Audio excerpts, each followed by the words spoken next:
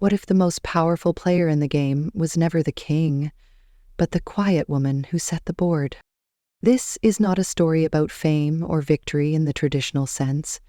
It's about Maya, a former janitor turned coach, who helped an overlooked generation discover their worth, one chess match at a time. In a city that forgot its children, she taught them how to win. But as her name begins to echo beyond the gym walls, Maya must confront a deeper question. Can you build something that lasts, without ever claiming it for yourself? He poured her a cup without asking. She took it without thinking. It was instinct now, like muscle memory. Come on, she's just a maid. Let her play. We could use a little entertainment. The words fell carelessly from Alexander Reed's mouth like a tossed napkin, meant to amuse, not to harm. But they sliced through the executive lounge like glass under pressure. Laughter followed, bouncing off the marble walls of the Veritas Corporation's 50-story-high Chicago headquarters. Crystal glasses clinked. A chuckle rose from someone in HR. A vice president raised an eyebrow with amused condescension. The mood was light, almost theatrical, but standing quietly by a marble column was Maya Williams. Black uniform neatly pressed, faded name tag clipped to her chest, cleaning cart by her side. Her gloves rested silently in her pocket. Her gaze, calm and unreadable, scanned the room. No one knew who she really was.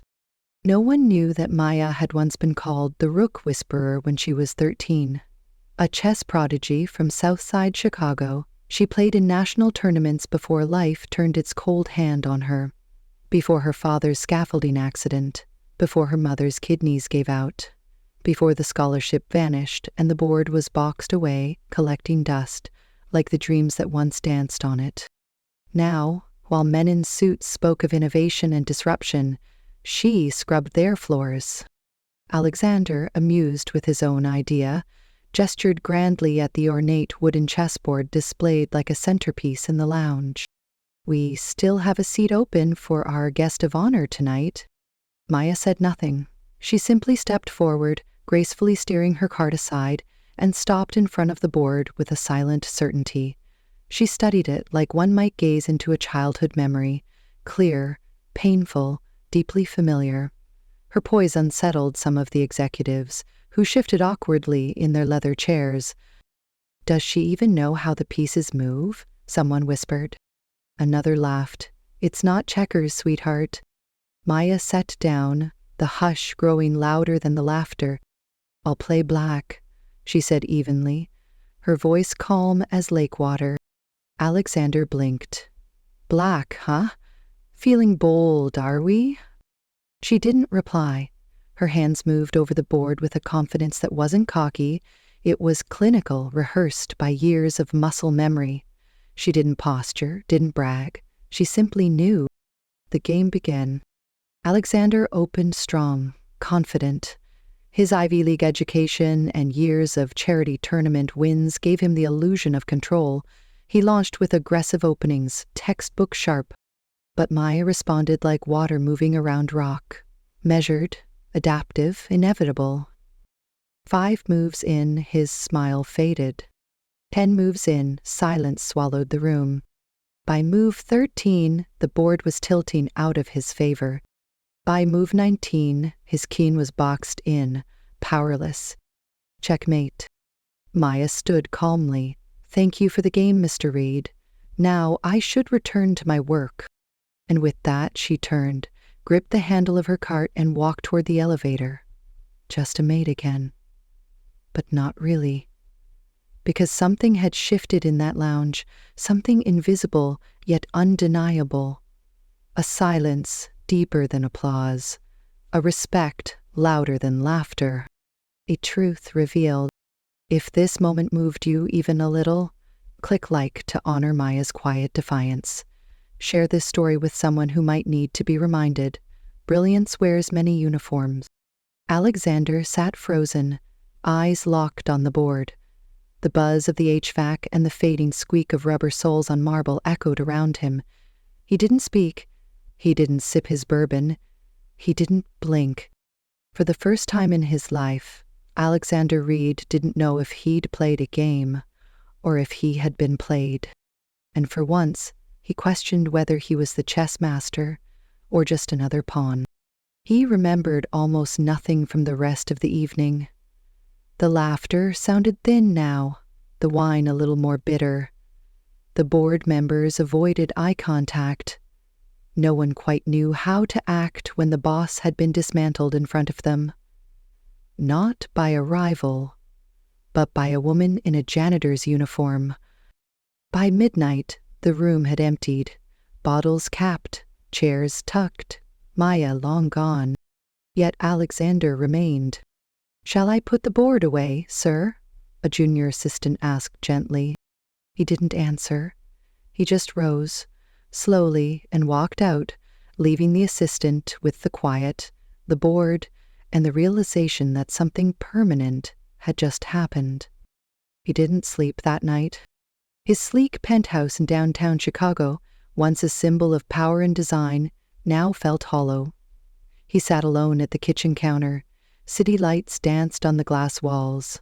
His laptop open, his fingers restless. He typed her name. Maya Williams. Dozens of hits, none of them her.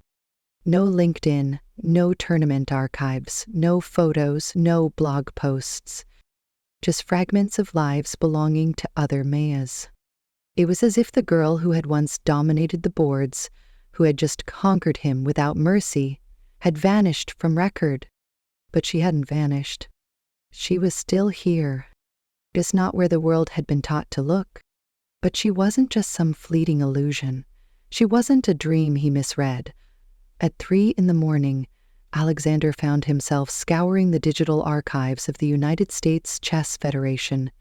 He dug deep, searching youth tournaments from Illinois, stretching back over 2 decades.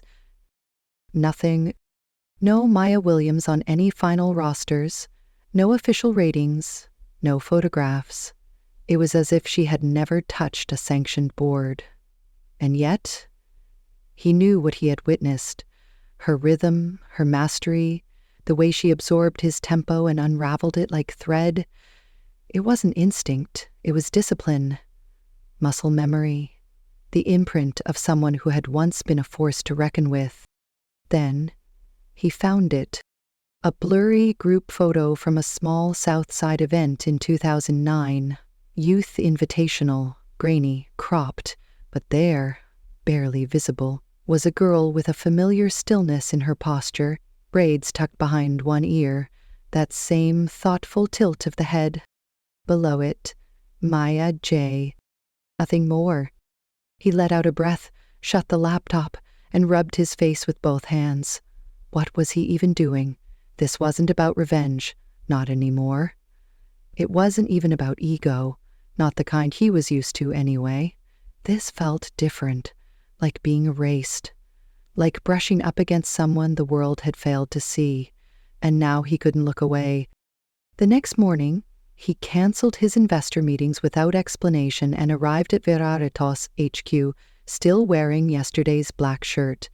His assistant blinked in surprise. "Sir, are you okay?" "I'm fine," he said quietly. "Keep today's schedule light." Then, for the first time in over a decade, Alexander Reed took the service elevator. The air down there smelled like bleach and peeling paint. Fluorescent lights flickered overhead. He walked past security, past confused maintenance staff, down to the floor where the cleaning crews clocked in. But Maya wasn't there. Her clipboard hung on a hook outside the janitor's break room. On leave, 2 days. No phone number, no address, no emergency contact. Back in his corner office, Alexander paced. He searched the internal employee directory. Nothing but clock-ins and a faded ID photo. He considered calling HR, but quickly thought better of it. They'd escalate, legal would get involved, it would turn into a report, a violation, maybe a lawsuit. Though instead, he waited. 2 days passed. On the third night, just before midnight, Alexander lingered in the executive lounge under the guise of reviewing product launch schematics. He left the chessboard out deliberately, pieces arranged, white side facing him. At 11:43 p.m. he heard it. The gentle creak of wheels on tile, the whisper of soft-soled shoes. Maya entered quietly, pushing her cart. She didn't flinch when she saw him. Her gaze locked with his, steady, unreadable, like moonlight on still water. He stood. "I didn't mean to humiliate you," he began, his voice uncharacteristically tentative. "You didn't," she said, slipping on her gloves. "You asked for a game, I gave you one." Alexander cleared his throat. "You're very good." "I was." She cleaned the edge of a table. He stepped closer. "Where did you learn?" She didn't answer right away. Instead, she sprayed cleaner on a nearby counter and wiped slowly. "My dad taught me," she said. "Steel worker, played in the parks with other guys after night shifts. That's how I learned." "And tournaments?" "I stopped before high school." She looked up, just for a moment. "Because hospitals don't accept dreams as payment. And girls don't feed themselves on ambition alone." He had no words. She turned back to her work. "Play me again," he said, softly. "Not for the crowd, just for me." She paused. No cameras, no eggshell laughter, just us. A silence stretched between them, weighty and honest. Then Maya walked to the board, slid the black pieces toward her, and said without looking up, "If you open with the same move, I'll flip the board." Alexander laughed, genuinely, and took his seat. This time, there was no need to impress, no one to perform for. Maya didn't go for the throat. She played like someone holding music in her palms, letting him try to read it. They moved through 34 turns, each more intimate than words. When it was done, she stood. "I need to wipe this off before the wax hardens." Alexander stared at the board. "You're the most disciplined player I've ever faced." She shrugged. "Discipline is easy when the rest of your life is chaos." She turned to leave. "Maya," he called. She paused. "Wanna play again?" She nodded, just once, and disappeared. But this time, Alexandre wasn't humiliated. He was humbled, curious, stirred in a way numbers never did. And he didn't tell anyone, not his board, not his assistant, not even the therapist he half-heartedly visited twice a month. He didn't need to, because something had shifted, something that no profit curve or press release could explain. Over the next 2 weeks, Alexander returned to the lounge every night. Some nights they played, some nights she just cleaned while he quietly reviewed design specs or sipped his bourbon. They didn't always speak, but she stayed. And so did he. There was something sacred in that unspoken ritual, a fragile space between power and invisibility, between someone who was always seen and someone who never was. When they did play, it became something remarkable. Not flirtation, not rivalry, but a private dialogue in strategy and sacrifice. Her play was quiet, precise, ruthless when needed, kind when unnecessary. And one night, as the hum of the floor polisher faded, Alexander finally asked what had weighed on him the most. "Well, are you still here?" Maya paused, a knight in her hand. "You mean this job?" She gently placed the piece down. "Because it pays the bills, because staying still feels safer than starting over. But you could be teaching, competing, leading." She looked at him, not with sadness, but truth. "Not everyone gets second chances in crystal lounges and mahogany boardrooms, Mr. Reed." He said nothing, just watched as she packed up. That night, when she was gone and the board was reset, Alexander stared at the empty seat she had occupied. For the first time, He didn't want to fix her story. He wanted to earn a place in it. 3 days later, Alexander did something he hadn't done in years. He left the office at 4:30 p.m. No driver, no meetings. He drove himself south into a part of Chicago that Veritas had once promised to revitalize, but never did. Streets cracked, stoplights blinked out too early, old buildings stood like forgotten promises, and he kept driving until the GPS signal dropped. But the moment Alexander stepped through the cracked glass doors of the old community center, he heard it. The unmistakable click of plastic chess pieces sliding across worn wood. In the far corner, he found her.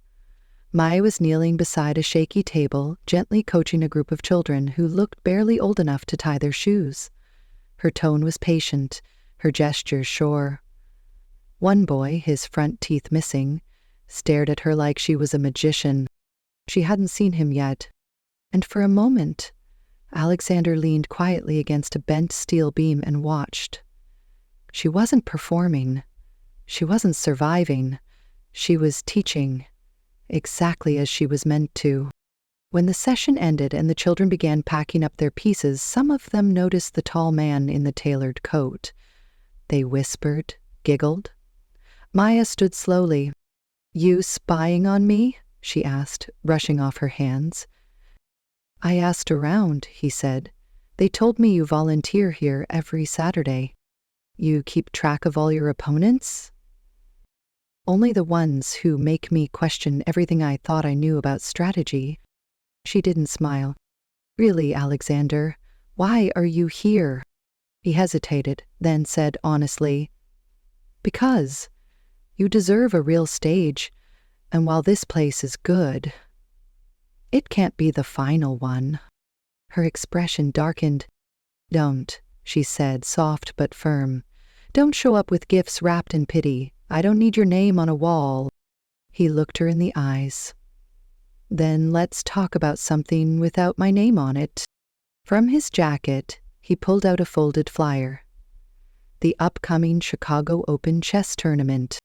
She glanced at it, then narrowed her eyes. "I don't compete anymore." He shied. "I'm 30. I work night shifts. I haven't trained in over a decade. You've trained every night you've played with me." "I?" she scoffed. "It's not the same." Alexander leaned forward, voice lighter. "What if I told you I registered both of us? Not under Veritas, just initials. No one will know." She froze. "You entered for me." "I did. But I'm not your sponsor. I'm your student. And if you say no, I'll withdraw. But don't tell me you're not even curious." She held the flyer, fingers tracing its creases. Silence stretched between them. Finally, she said, "I'll consider it. But only if we train the same way. No private coaches, no catered lounges. I play where you play." He nodded. "And if I win," she added, folding the flyer and slipping it into his coat, "you stop treating me like a puzzle to solve." He gave a half smile. "And if I win?" She glanced at him. "Then you'll learn why winning still isn't enough." That night, back at Veritas, Alexander removed the crystal panel display in the executive lounge. In its place, he installed a standard wooden board, the kind you order from a nonprofit supply site. When Maya entered that night, she paused. "No more ivory and crystal?" she asked. He shrugged. "Thought I should play on your terms." She looked at the board, then at him. Without a word, she sat down. Somewhere between the first bold opening and the third retreat, Alexander realized this wasn't a contest anymore. It was a conversation, and Maya wasn't a mystery. She was a mirror, reflecting the parts of him he'd long buried beneath metrics and market trends. His success suddenly felt quiet, and he, for the first time, was ready to see. It didn't take long for the whispers to begin. At first, it was harmless, idle chatter over coffee in marketing. "He's been staying late a lot," someone said, stirring cream. "I heard he's mentoring a staffer," another added, voice dripping with intrigue. Then came the night security guard. Then the pause in the elevator. The way conversations stopped when Maya entered a room. The way gazes lingered just a beat too long. It started light, but soon it cut like glass beneath bare feet. Maya tried to ignore it. She reminded herself that she had survived worse. Poverty, illness, loss. But this was different. This wasn't grief. This was judgment. Judgment sharpened by race, class, and the fragile smile of those who had long decided who belonged and who didn't. End quote. One night, after another intense match that ended in a draw, Maya packed her things quickly. "You're in a hurry," Alexander said, returning his king to its velvet pouch. "I still have floors to mop," she replied without meeting his eyes. He leaned back in his chair. "You're upset." "No," she said, too fast. "I don't need a chaperone, Mr. Reed," she cut him off, finally looking up, her voice sharp. "Whatever this is between us, it's being used. It's becoming ammunition for people who already believe I don't belong in this building." Alexander's jaw tensed. He exhaled slowly. "You want me to stop coming here, don't you?" She looked away. "It's not about you," she whispered. "It's about how loudly the world talks when someone like me is seen beside someone like you." "What's the real problem, Maya?" Alexander had asked. She hesitated, then said, "You can win while being misunderstood. But I don't get that luxury. If I play outside the rules and succeed, they say I was handed something, or that I took advantage." He nodded slowly. "Got it." The next morning, Maya found a folded note under the chessboard in the executive lounge. "I'll be away for a while, but I'm still playing.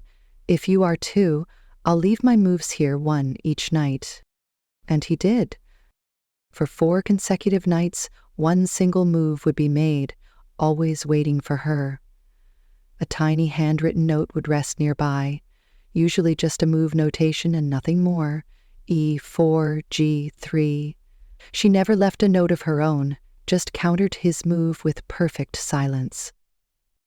It was strange, quiet, intimate, like 2 people sharing a conversation without words, stitched together only by trust and strategy.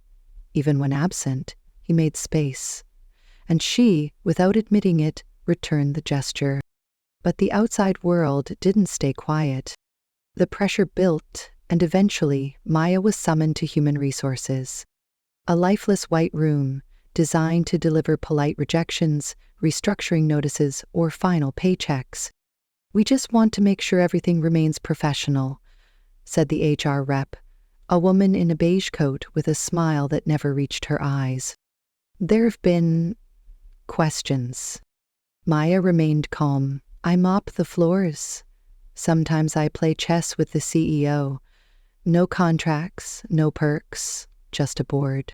The smile tightened. "You understand how this could appear, don't you?" Maya met her eyes. "Appearance is a luxury for people with titles," she said quietly. Then she stood. "Am I being disciplined?" The woman shook her head, startled. "No, not at all." "Then I have work to do." That night, Maya nearly skipped the executive lounge, nearly let someone else clean the room, but something pulled her back. When she entered, the chessboard was already set. A bold move. A sacrificed queen sat at the center of the board. She paused, then smiled. "So, he noticed." She responded in kind, sliding her piece forward, but this time she left a note behind. "Bold try, but your diagonal was exposed 3 moves ago." The next morning, Alexander called a private board meeting. They expected charts, market projections, tech demos. Instead, they got a single-page document, Community Initiative Directive, STEM and Southside Chess Pilot. A board member frowned. You want us to fund mentorship in chess? Alexander met their eyes. We've failed this city before. Time to change that. And the optics? Another asked, cautious, considering the rumors. He didn't blink. The optics are simple. We're a company that believes talent doesn't always come with corner offices. Sometimes it holds a mob. The pilot passed, barely. 3 days later, a woman in a green tailored suit showed up at the community center. I'm with the Veritas Foundation, she said to Maya. We'd like to sponsor your Saturday sessions. Supplies, transportation, new boards. No strings attached, no names involved. Maya narrowed her eyes. Does this have anything to do with the man who always plays white? The woman simply smiled. That night, Maya returned to the lounge. Alexander was already there, standing, hands behind his back like a student awaiting a teacher. She stepped to the board, made her move, and sat. So, you starting this one? He asked. She slid her knife forward. I think I've let you lead long enough. He smirked, sitting down. I had nothing to do with that donation, you know. Of course not, she said dryly. Wouldn't want to insult your pride. It's not pride. She looked up from the board. It's proof that someone like me can get somewhere without needing rescue. Alexander nodded slowly.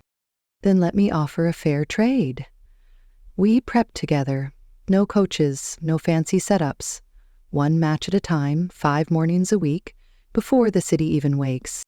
You trying to get better? She asked. I'm trying to keep up. She pushed her pawn forward. Then stopped talking. Play. And just like that, the game resumed. 2 players, 2 worlds, and for the first time, the board was level. At 4:45 a.m., Maya's alarm cut through the stillness of her tiny apartment. She silenced it with a tired swipe and sat up slowly. The scent of yesterday's lavender tea and industrial floor wax still hung in the air. By 5:15, she was bundled in a windbreaker, walking the cold south side streets, carrying a battered canvas bag filled with a wooden chess clock and a cracked coffee thermos. Her fingers ached, her eyes burned, but her mind calculated. Moves, consequences, openings, and sacrifice. Alexander sat in the far booth of a tiny diner near Roosevelt and Wabash. The place opened early for construction crews and nurses coming off night shifts. No one gave a second look to the CEO sipping black coffee from a chipped mug across from a woman in janitor's shoes. You're late, he said, eyes on the board. I'm always late when you open with Scandinavian Defense, Maya replied. No small talk, no forced smiles. They just played. Every morning. 5 days a week. Before the city took form, before strategy meetings and sweepers, before boardrooms and break rooms, they met in silence, broke each other's defenses, and rebuilt something invisible. In between the moves, a quiet kind of friendship began to form. He brought real books, real theory, Nimzowitsch, Polgar, Capablanca. She brought memory, pressure, precision. In street matches, instinct ruled, not theory, not titles. Maya played like a fighter, fluid, intuitive, forged in chaos. Alexander played like a planner, disciplined, data-driven, methodical. But somewhere along the way, they had begun to trade tools. She started noticing rhythm, he started feeling the punch. One morning, after Maya baited his queen with a deceptively casual advance, Alexander leaned back, rubbing his temples. I swear, you're reading my mind. I'm reading your habits, she replied. You don't know how to be uncomfortable. That's your weakness. He studied her in silence. I grew up in discomfort, she added, resetting the pieces. You grew up in isolation. There's a difference. That afternoon, in the corporate boardroom, Alexander was met by his head of communications, her face tight with tension. Have you seen this? She asked, sliding a printout onto the table. The headline read, CEO coaches the janitor for the chess championship. Bold leadership or PR mirage. Below it, blurry paparazzi shots from a cafe window. Maya and Alexander hunched over a board, mid-laughter. It hadn't been sanctioned. The woman's voice was taut. This story's gaining momentum. We're already fielding questions. Alexander didn't flinch. It's a good story. I said it's good. If they want to talk about leadership, let them. If they want to talk about power structures, class divides, second chances, better. But this can be twisted against us. Let them try. But outside of that room, Maya was weathering her own storm. She found the note in her locker. Folded, anonymous, typed in all caps. Can know your place. She didn't tremble. She burned, not outwardly, but the quiet, simmering kind that waits for the wrong moment to erupt. That evening at the community center, the kids had already finished their drills when Coach Harris gave her a worried look. You all right? I'm fine, she snapped, dropping her bag. You don't look it. I said I'm fine. She barked at one of the older boys for stalling during a trade. The boy flinched. Maya hadn't raised her voice in months. After class, she sat alone in the corner of the gym, fists clenched on her knees. Alexander found her there. He didn't speak right away, just stood near the bleachers, hands in his pockets, watching the soft lights flicker against the polished floor. I missed this morning, he finally said. I know. I waited. I know. He stepped closer. Talk to me. She looked up, eyes fierce. You can walk into a room and people listen before you speak. I walk in and people question why I'm there. What happened? I got a note. Waited. What did it say? It doesn't matter. It does. She stood abruptly. People don't like what they can't control. You're used to being praised. I'm used to being ignored. But now I'm being noticed, and not for the right reasons. Alexander went quiet. I don't want to be your story, she added. Your redemption arc, your media miracle. You're not. Then why do I feel like I'm standing in your shadow every time I try to step into the light? His voice softened. Then step out. I'm not trying to shape your story. I'm trying to deserve mine. A beat. I'm not your headline, Maya. I'm your student. Her shoulders lowered, but the fire in her eyes remained. The tournament's in 3 weeks, she said. I need space. I need to focus. He nodded. Then I'll see you at the board.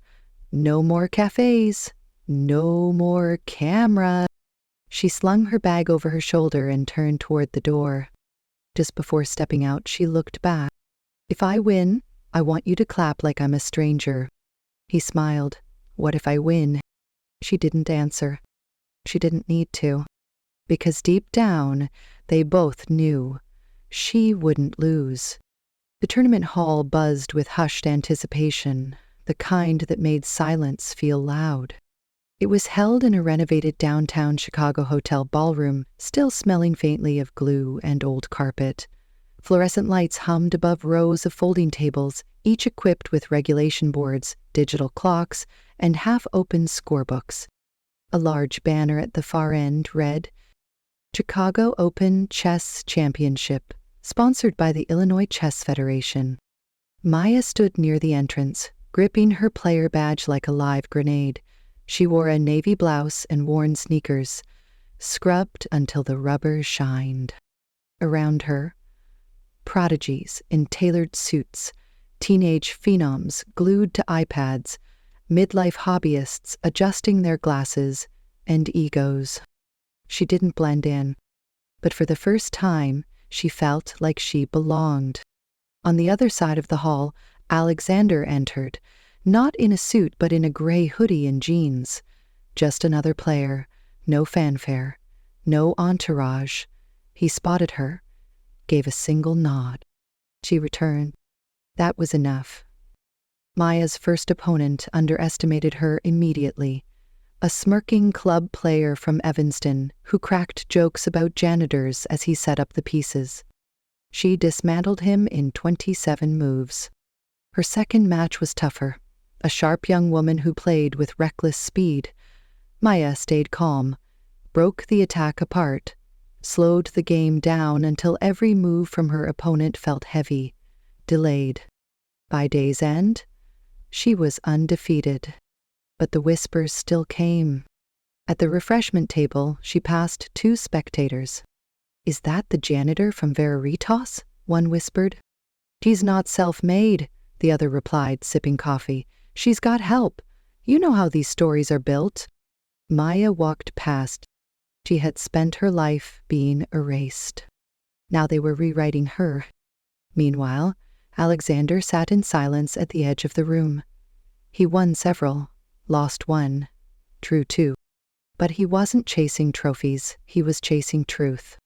After her final match of the day, Maya stepped into the hotel lobby, needing air, needing space.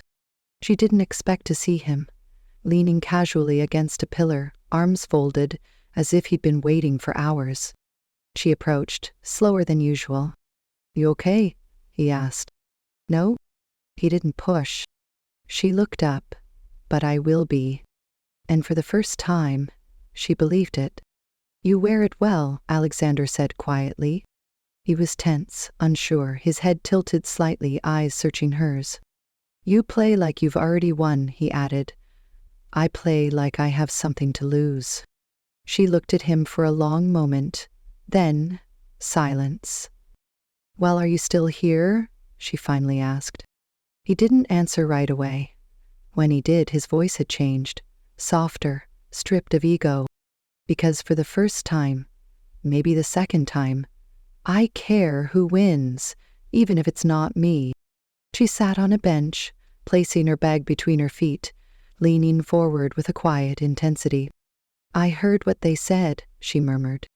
"Let me guess," he replied, sitting beside her, "that you're a PR stunt, a Cinderella story designed to distract from Veritas's tax filings.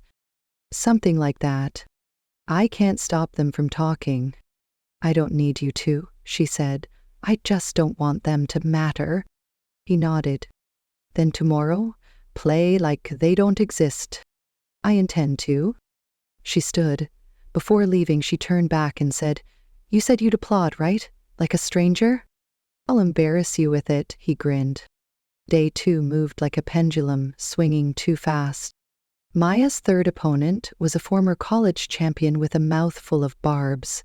He launched into the king's Indian defense, and verbal jabs about her posture, her speed, her hair. She didn't flinch.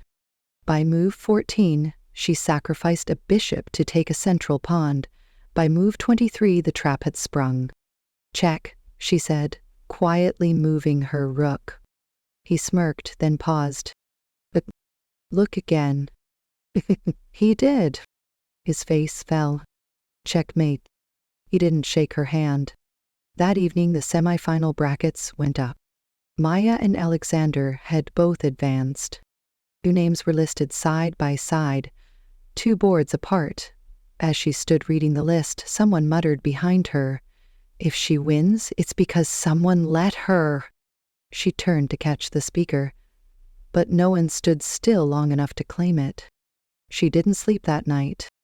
Laid flat on a hotel bed, she stared at the ceiling, wondering if she was chasing victory or running from the weight of never being enough. Morning came sharper than usual. The hall buzzed with cameras, flashes, press. The scent of nerves hung heavier than cologne. Alexander sat at board 3, preparing to face a Latvian grandmaster with a brutal counterattack style. Maya walked to board 4. Her opponent stood and offered a cold, perfect handshake. "You ready, Miss Williams?" She nodded. "I am." The game began. Not to prove, not to be seen, but to breathe. She sacrificed early, pulling him into a position he thought he controlled. She defended with surgical precision, attacked with timing like poetry. After 43 moves, her opponent tipped his king. "Checkmate." Gasps rippled across the room. Maya turned slightly and saw Alexander across the way, his match over, lost. But his face was beaming. He stood, clapped once, then again, and again, until the entire hall followed. The reporters came, the officials offered a crystal plaque, cameras flashed. But none of it mattered. She looked to him. He stood with his arms crossed, smiling like a stranger just discovering brilliance for the first time. And for the first time in years, Maya didn't feel like a pawn on someone else's board. She felt like the one moving the pieces. That night, the ballroom glowed too bright, too warm, too full of strangers saying her name like it belonged to them. She stood near the edge, untouched ginger beer in her hand, trophy nearby. Cheese platters, speeches, politicians using words like representation and inspiration like raffle prizes. Alexander drifted among executives and fund managers, trying to ride the wave of her win. But his eyes were scanning, searching for her. He found her at the back, staring at her name engraved on the trophy like it didn't belong. "You okay?" he asked. "I've never been in a room with this many lobsters and this many fake smiles," she murmured. He chuckled. "You did it, Maya. You changed the board." She exhaled. "Then why do I still feel like a strange pawn?" Before he could reply, the governor of Illinois approached, beaming like the election season itself. "Ms. Williams," he said, extending a perfectly rehearsed hand, "your story has captivated the entire state. We'd love to build an education tour around it." Maya tilted her head. "You want to put me on a bus and have me tell classrooms how lucky I was?" The governor blinked, caught off guard. "I don't think anyone would call you lucky. You're special." "I have always been special," she whispered. "You're just noticing now." The governor took the cue and retreated. Alexander stepped closer, eyebrows raised. "You didn't have to torch him like that." "I didn't," she said. "I lit the truth. It stayed." Then she glanced at him. "I want to leave now." He nodded. "Shall we walk?" Without waiting for permission, he flagged an assistant, left the trophy behind, and followed her out the side door. They stepped into the cool Chicago night. The air was crisp, real, the kind that makes you feel alive again after too much illusion. They walked in silence for 3 blocks, eventually turning onto a quiet path along the river, where old festival lights still danced over the water. Finally, he said, "I'm proud of you. I didn't do it for you." "I know." They stood at the railing. Below them, the boats rocked gently in the dark. She said, almost to herself, "I used to walk this river path after shifts, just to remind myself I was still part of something bigger than tile floors and fluorescent lights." She turned to face him. "And now?" "Now I'm not so sure. I didn't come here to be seen," she began. "I came because I thought if I could help just one child believe in themselves, despite what their school, their neighborhood, or even their past told them, that would be enough." Silence, then stillness, then the feeling of 100 people leaning in. "But all of you," she continued, "you showed me I was dreaming too small. You didn't just want to believe. You wanted to build. And you did." She paused. "There was a time not long ago when the only thing people saw about me was the card I pushed. Not my name, not my mind, certainly not my game. A few nods, a few glistening eyes. But the beauty of chess," she said, her voice warm and unwavering, "is that even the smallest piece can change the entire board if it's brave enough to move forward." Then the room exploded in applause, loud, long, and filled with everything unspoken. After the ceremony, she ducked behind the curtain, just for a breath, a moment to shrink the echo down to something she could carry. She didn't expect to find him there. Alexander stood by a stack of stage props, holding 2 cups of coffee. "I figured you wouldn't want champagne," he said. She took one, blew gently across the lid. "You figured right." They sat on the steps behind the curtain. The celebration still hummed on the other side. "I did it," he said. "No," she replied. "We did." He looked at her. "No, Maya, I did it. You built the future." She smiled softly. "I'm terrible at letting people distract me." He laughed. "That's why you're unstoppable." "I'm still recovering," she said quietly. They sat in silence for a while, both sipping slowly. The air between them was warm with understanding, the kind of quiet that didn't ask for explanations. Then Alexander broke it gently. "So, what's next?" Maya looked down at her cup, watching the ripples settle. "More kids, more boards, more mornings when someone walks in thinking they can't win, until they do." "And you?" he asked. She offered a soft shrug. "I'll keep showing up, keep listening, keep moving forward." He nodded, thoughtful. "I have something for you," he said. She arched an eyebrow. "If it's another plaque with my face on it, I swear I'm tossing it into the river." He laughed, a real laugh this time, and reached into the inside pocket of his coat. From it, he pulled out a small, flat box, worn at the edges. He handed it to her without a word. She opened it slowly. Inside lay a single chess piece, a king, carved from smooth, polished black walnut. It glowed rich and deep in the light. At the base, 5 words were etched with delicate precision. "Every move you make matters." Maya stared at the piece for a long time, not saying a word. "I'm not used to keepsakes," she murmured. "You should be," he said gently. "You're the kind of person people remember." She closed the box with care. The soft click of the lid sounded final, but full of grace. "Thank you," she said. They stood side by side, neither rushing the moment. The kind of silence that held history, not hesitation. Before parting, he asked one more question. "Do you ever regret it?" She turned to him, a flicker of old memory crossing her face. "Regret what?" "Sitting down at the board that night." Maya shook her head, firm. "There were years I regretted every single number I saw, but more than that, I regretted believing I wasn't allowed to."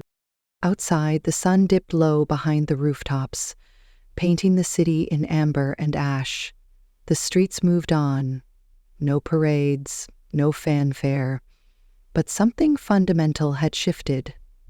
Not in the skyline, not in the headlines, but in the hearts of the children who now believed they belonged, on the board, in the game, and in the narrative. And in the heart of a woman who for the first time walked upright, not as a symbol, but as a sovereign. That night, back in her apartment, Maya lit a single lamp and sat quietly.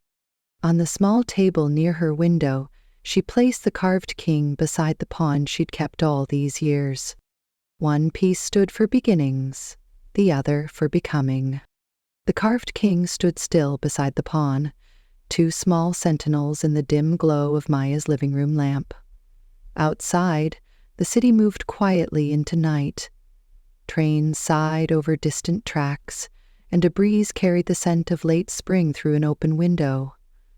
Maya leaned back in her chair, hands resting in her lap, heart finally quiet. She didn't need a trophy. She had something far rarer, clarity. Not the kind that arrived all at once, like a lightning strike, but the slow burn understanding that came only after years of walking through storms. She had once believed her worth had to be earned through pain, through sacrifice, through proving again and again that she was more than where she came from. But tonight she understood something else entirely. Her worth was never in question. It simply was. And maybe that's the lesson she wished someone had whispered to her when she was young. when she was mopping floors instead of playing to win, that sometimes the smallest act of belief can reroute a life, that choosing to show up, even when the world overlooks you, is itself a radical kind of power. Maya had learned that you don't need a spotlight to lead. You just need conviction. Each child she coached carried more than a chessboard strategy. They carried a story, a wound, a dream. And she began to see how building a community was less about shaping others and more about holding space for them to shape themselves. The pieces on the board had taught her what society often forgot, that every person has potential, not when they're perfect, but precisely when they're allowed to fail and try again. And most of all, she understood that dignity isn't something bestowed by titles or applause. Dignity comes from knowing you made your move, that you didn't sit out the game. We live in a world that celebrates the loudest voices, the flashiest wins. But Maya's story reminds us of something subtler, something stronger, that real change starts quietly, in school gyms, in secondhand shoes, with hands that tremble but act anyway. So many people chase legacy, but Maya never did. She just chased what was right in front of her. The next child, the next morning, the next broken system that needed mending. And in doing so, she became what she never set out to be, a symbol, not of perfection, but of perseverance. There will always be broken systems. There will always be children who doubt. But there will also always be people like Maya, people who refuse to be icons and instead choose to be builders, teachers, engines, chariots. And maybe, in a quiet apartment at the edge of the city, a woman drinking cold coffee beside two chess pieces is proof that in a noisy world obsessed with kings and victories, it's still the pawn with courage that changes the game.